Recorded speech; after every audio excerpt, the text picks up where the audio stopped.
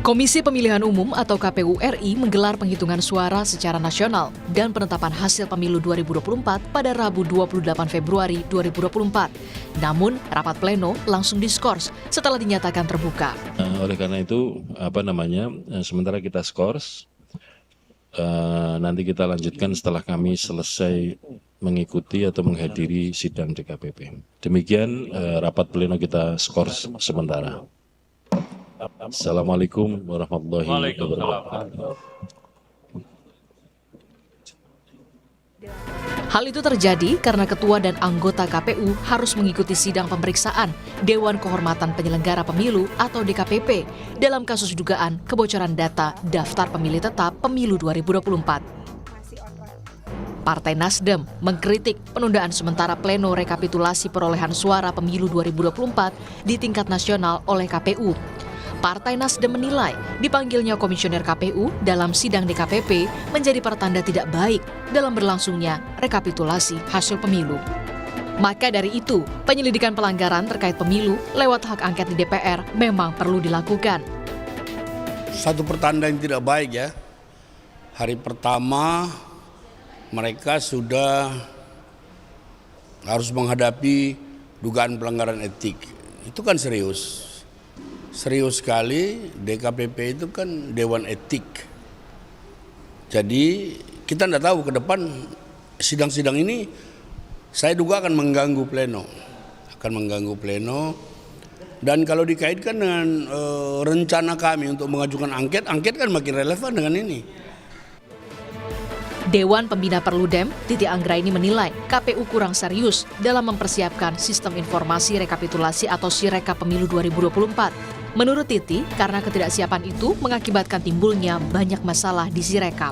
Ini selain persoalan teknologi seperti kita banyak bahas, yang mestinya kalau disiapkan dengan baik. Jadi direncanakan dengan matang, diuji cobakan, diaudit secara akuntabel, lalu kemudian terbuka prosesnya.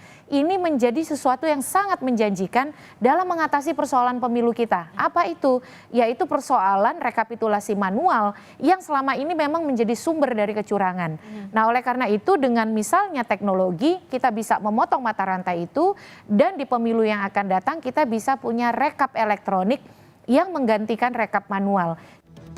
Ketua Komisi Pemilihan Umum Republik Indonesia Hasyim Asyari menyebut hasil penghitungan suara di TPS di dalam formulir C1 hasil pleno. Jika ada pembacaan hasil di Sirekap yang tidak sesuai dengan unggahan C1 tidak sinkron, menurut Hasyim yang dijadikan rujukan adalah unggahan formulir tersebut. Ini yang namanya menyalin dari formulir plano ke kuarto itu pasti ada potensi salah tulis, salah jumlah, salah hitung, dan seterusnya. Maka kemudian mulai Pilkada 2020, KPU mengembangkan atau menggunakan atau memperkenalkan Sirekap, Sistem Informasi Rekapitulasi Hasil Penghitungan Suara. Model atau metode yang digunakan adalah aplikasi Sirekap oleh teman-teman KPPS itu di-download di handphonenya masing-masing, dan di dalam handphone itu, di-download di handphone. Dan kemudian di handphone itu setelah ada aplikasi Sirekap, di dalam aplikasi Sirekap ada fungsi foto. Sejumlah pihak menilai sistem informasi rekapitulasi menjadi sumber permasalahan hingga munculnya perbedaan jumlah penghitungan suara. Di sisi lain, KPU dikejar tenggat waktu hingga 20 Maret nanti untuk akhirnya menetapkan hasil pemilu 2024. Tim Liputan, Kompas TV.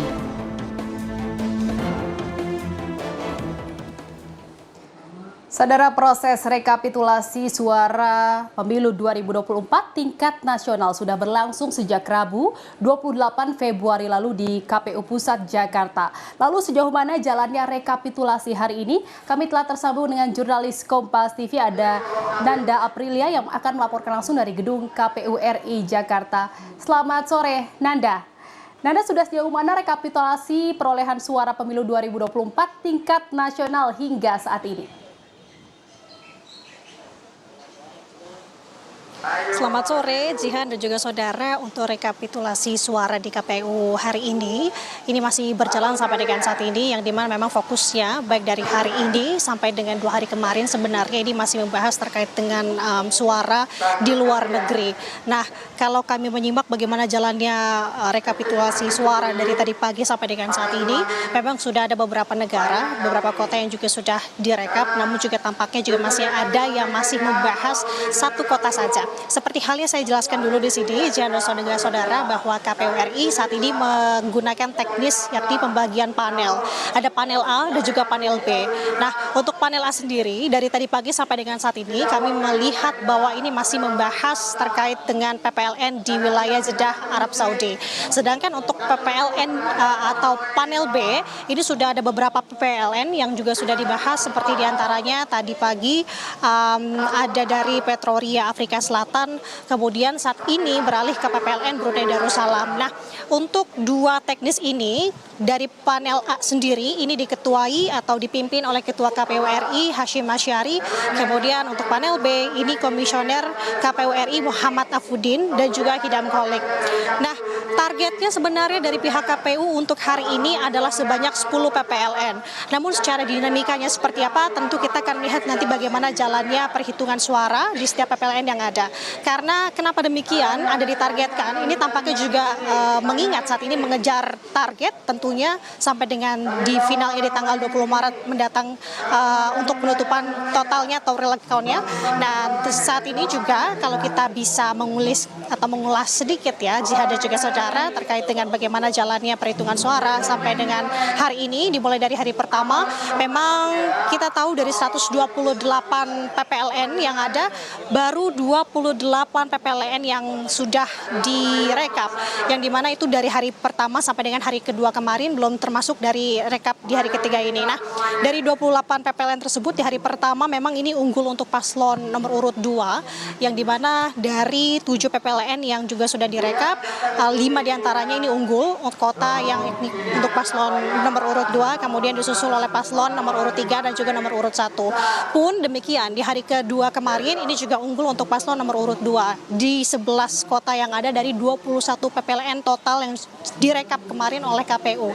Nah, kemudian disusul oleh paslon nomor urut 1, yakni unggul di 5 kota di luar negeri tentunya, dan juga paslon nomor urut 3 di 5 kota juga. Namun kalau melihat dari tingginya atau unggulnya paslon ini bukan berarti memperoleh suara yang paling banyak, karena setelah dilakukan rekapitulasi di hari kedua kemarin, nyatanya untuk paslon nomor urut 1 ini memperoleh suara yang paling banyak, yakni sebesar 15.725 suara.